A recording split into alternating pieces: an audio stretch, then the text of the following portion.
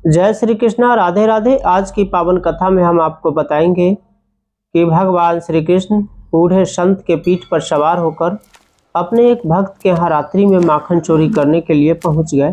तो आइए इस कथा को शुरू करते हैं। इससे पहले अगर आपने इस चैनल को सब्सक्राइब नहीं किया है तो कृपया चैनल को सब्सक्राइब कर दीजिए ताकि आने वाली हर धार्मिक कथाएं सबसे पहले आप तक पहुंचे। कुंभन दास जी ब्रज में गोवर्धन पर्वत से कुछ दूरी पर यमुनावती नाम के गांव में रहते थे। यही उनका जन्म भी हुआ था। कुंभन दास जी भगवान के अष्ट शाखाओं में एक माने जाते हैं और कुंभन दास जी के जन्म के संबंध में विद्वानों में अलग अलग मत है। कुछ विद्वानों का मानना है कि कुंभन दास जी का जन्म 1468 ईस्वी में हुआ, तो कुछ विद्वानों का मानना है कि कुंभन दास जी का जन्म 1521 ईस्वी में हुआ। जन्म तिथि जो भी हो, कुंभन दास जी भगवान श्री कृष्ण के परम भक्त थे और श्रीनाथ जी के मंदिर में मुख्यतः भजन कीर्तन गाया करते थे। कुंभन दास जी संगीत विद्या में निपुण थे, इसीलिए इन्हें श्रीनाथ जी के मंदिर में कीर्तन गायन के लिए ही नियुक्त किया गया था। कुंभन दास जी के नामकरण के पीछे भी एक कथा है कि इनके पिता एक बार तीर्थ यात्रा पर गए तो वहाँ किसी संत ने, महात्मा ने उन्हें आशीर्वाद दिया कि आपको एक पुत्र रत्न की प्राप्ति होगी। कुंभ संक्रांति के पावन अवसर पर, पावन दिन पर इनका जन्म हुआ, तो इनका नाम कुंभन रख दिया गया और कुंभन दास के रूप में प्रसिद्ध हुए। कुंभन दास जी ब्रज में ही रहते थे, भगवान की खूब सेवा किया करते थे श्रीनाथ जी के मंदिर में और उन्हीं की सेवा आरती में इनका समय व्यतीत हुआ। तो आइए आपको अब उस कथा की ओर ले चलते हैं जिस कथा में भगवान अपने संत के पीठ पर सवार होकर भक्त के यहाँ चोरी करने के लिए पहुंच गए। श्रीनाथ जी के मंदिर में जब भगवान का भजन आरती होता तो कुंभन दास जी कीर्तन गाया करते थे और ब्रज की जितनी भी गोपियां थी सब उस कीर्तन में आया करती थी। एक ऐसी गोपी थी जिसके मन में यह भाव उमड़ आया कि भगवान तो सबके यहाँ माखन चोरी करने के लिए जाया करते थे, क्या मेरे यहाँ माखन खाने नहीं आएंगे। नित्य प्रतिदिन वह घर में माखन निकालती और माखन निकालने के बाद ऊपर छींके पर टांग देती कि भगवान आएंगे और माखन खाएंगे। एक दिन उसके मन में विचार आया कि भगवान तो आएंगे नहीं, क्योंकि भगवान को मेरा घर देखा हुआ नहीं है, इसलिए जाकर के भगवान को बताना पड़ेगा और आके खुद निकाल के खा ले। मैं कभी रोकूंगी नहीं और न ही किसी से इसकी शिकायत करूंगी। वह गोपी रोज माखन निकालती, माखन निकालने के बाद उसे एक मटके में रखती और मटके में रखकर फिर श्रीनाथ जी के मंदिर में पहुंच जाती। जब भजन आरती होते रहता तो मंदिर के सीढ़ियों से चढ़कर वह श्रीनाथ जी को माखन का मटकी दिखाती कि मैंने आपके लिए माखन निकाला है, आप जब तक मेरे यहाँ खाने नहीं आओगे तब तक मैं आपको माखन नहीं दूंगी। और ऐसा दिखा करके वह चली जाती थी। नित्य प्रतिदिन वह ऐसा ही करती थी। लगभग एक सप्ताह तक उसका यही क्रम चलते रहा। रोज माखन को दिखा के आ जाती, घर में ऊंचे छीके पर टांग देती और इंतजार करती कि भगवान आएंगे माखन खाने के लिए। अब भगवान अपने भक्त के भाव से इतने विह्वल हो गए कि एक दिन जब भजन आरती हो रही थी तो भगवान के मुंह से लार टपकने लगा। अब कुंभन दास जी कीर्तन गा रहे थे, कुंदन दास जी भाव विभोर होकर पूरी तल्लीनता के साथ कीर्तन गा रहे थे। इन्हें अचानक भाव में आया कि भगवान के मुंह से लार टपक रहा है। भजन आरती हो गई, सभी चले गए तो भगवान के पट को हटाया और भगवान श्रीनाथ जी से पूछा कि क्यों भगवान, आज आपके मुंह से लार क्यों टपक रही है, कुछ खाने का मन है क्या।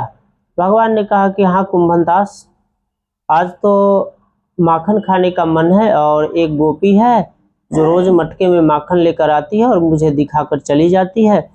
आज तो उसके माखन की सुगंध जो है मुझे खींच रही है और मैं उसके यहाँ माखन खाना चाहता हूँ। मैं अब उसके यहाँ माखन चोरी करने जाऊंगा।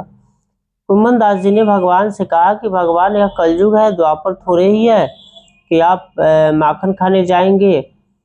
आप तो अब सशरीर है नहीं, शरीर रूप में है नहीं, आपकी तो यहाँ विग्रह स्थापित है। अब आप कैसे जाएंगे माखन चोरी करने? क्या बदनामी होगी आपकी अगर किसी ने देख लिया, पकड़ लिया तो? भगवान ने कहा कि बदनामी की चिंता छोड़ो, लोग ऐसे ही मुझे माखन चोर कहते हैं, तुम मुझे उस गोपी के यहाँ ले चलो। कुंभन दास जी ने कहा कि मैं तो जानता भी नहीं हूँ कि उस गोपी का घर कहाँ है, फिर मैं आपको कैसे लेके चलूंगा? भगवान ने कहा कि ठीक है, ऐसा करो कि रात्रि में जब पूजा आरती के बाद शयन का समय हो, तब तुम मंदिर के पीछे खिड़की के पास आ जाना, मैं वही खिड़की से बाहर छलांग लगाऊंगा और तुम्हारे पीठ पर सवार होके उस गोपी के यहाँ पहुंच जाऊंगा। कुंभन दास जी ने कहा कि महाराज, मैं तो अब बूढ़ा हो गया हूँ, मैं कैसे आपको पीठ पे लेके जा सकता हूँ? भगवान ने कहा तुम चिंता मत कर, और तुम मैं जैसा कहता हूँ वैसा कर, सब कुछ ठीक रहेगा। अब श्रीनाथ जी के कहे अनुसार कुंभन दास जी उस मंदिर के पीछे रात्रि में भगवान की जब पूजा आरती हो गई, शयन हो गया, तो खिड़की के पास गए और भगवान सीधे खिड़की से छलांग लगा के बाहर कुंभन दास के पीठ पर जा बैठे और उसके कंधे पर बैठ के भगवान बोले कि चलो मैं जहाँ बता रहा हूँ। कुंभन दास ने भगवान से पूछा कि प्रभु आप ये तो बताइए कि आपको उस गोपी का घर कैसे पता है? भगवान ने कहा कि वो रोज आती है और मुझे रास्ता बता जाती है कि देखो मटके में माखन रखा है, यहाँ से दाएं आना, फिर वहाँ से बाएं आना, फिर इस तरह जाना, वही मेरा घर है। उसने मुझे पूरा पता अपने घर का रोज बता जाती है। भगवान ने जैसे जैसे बताया, कुंभन दास जी वैसे वैसे लेके भगवान को उस गोपी के घर पहुँच गए। मध्य रात्रि हो चुकी थी, सभी लोग सो रहे थे। अब भगवान कुंभन दास जी को छत के रास्ते से लेके आंगन में प्रवेश कर गए और कुंभन दास को बोले कि आप अपने कंधे पर मुझे बैठाओ, मैं ऊंचे जो छीक टंगा हुआ है उसे मैं उस माखन है उस पर उसे निकाल कर खाऊंगा। अब कुंभन दास जी के पीठ पे भगवान खड़े हो गए कंधे पे और माखन निकाल निकाल कर खाने लगे। भगवान खुद भी माखन निकाल के खाते और नीचे कुंभन दास की ओर भी हाथ बढ़ाकर कुंभन दास को भी माखन देते। ऐसे ही करते करते अचानक से कुंभन दास बेहोश होकर नीचे गिर गए और भगवान ऊपर लटके रहे, मटके पर ही लटके रहे और मटका फूट गया। धड़ाम की आवाज हुई तो घर वाले जाग गए, सभी लोग दौड़ कर आए। तब तक भगवान ने ऊपर छलांग लगाया और छत के रास्ते बाहर हो गए। जब माखन का मटका फूटा तो सभी लोगों की नींद टूटी, सभी दौड़ के आंगन में आए, देखा कि माखन नीचे बिखरा पड़ा है और एक बूढ़ा आदमी आंगन में लेटा पड़ा है।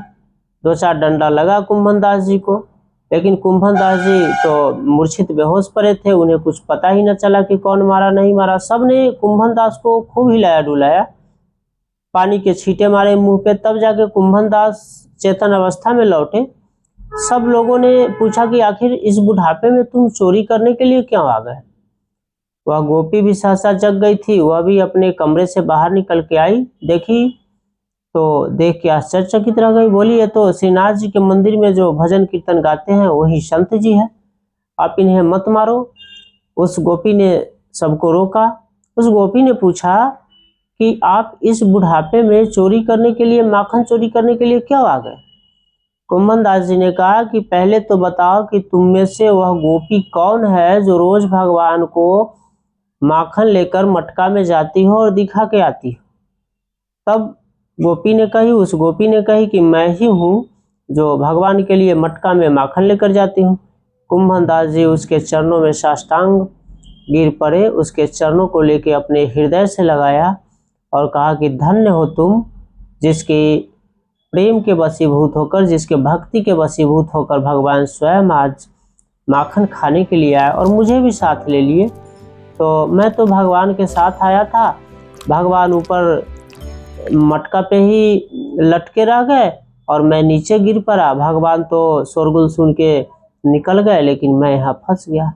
सभी लोगों ने जब कुंभन दास जी के मुख से ऐसा वचन सुना, सब कुंभन दास जी के चरणों में गिर पड़े और वह गोपी के चरणों में कुंभन दास लिपट पड़े और बोले कि तुम धन्य हो। तो ऐसे है भगवान की कथा। भगवान अपने भक्त के लिए कुछ भी करने को मजबूर हो जाते हैं। भगवान अपने भक्त के वशीभूत है और ऐसी थी भगवान और भक्त की पावन कथा। तो आज की कथा में बस इतना ही। कल मिलेंगे किसी नए कथा के साथ। तब तक के लिए राधे राधे, जय श्री कृष्ण।